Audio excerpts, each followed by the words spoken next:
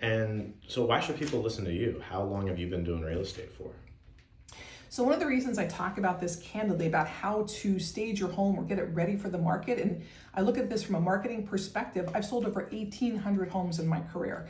One of the first homes I was invited into was a principal and her husband, and they had been trying to sell their house for 6 months and it didn't sell. And they were like, and they loved their home, and it was a great house in walking distance to downtown Mulligan Hill. And I was like, oh my gosh, loved their home. And I walked in and I opened the door and it bumped into a chair. Now the house was cozy to begin with.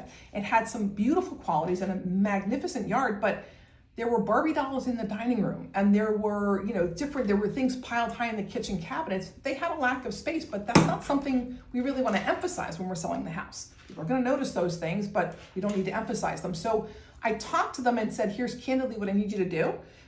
They did those things in a weekend. They surprised me. We put the house on the market for, I think, about $8,000 more, and we sold that house in less than 5 days.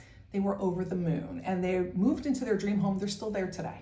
Yeah. So with all of the advice that you give your clients, what kind of results do you see in terms of property sale value?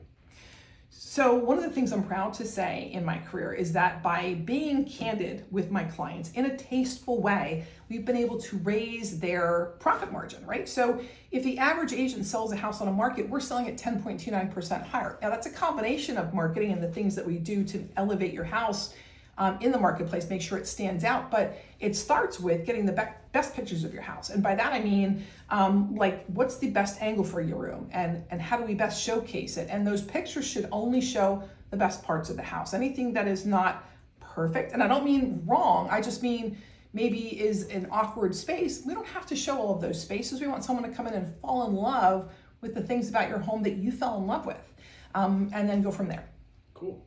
So in this market, as long as someone prices appropriately, you see houses are selling at a pretty consistent rate. And why should someone go with, if someone's not worried about selling their house, why should they use a real estate agent like yourself?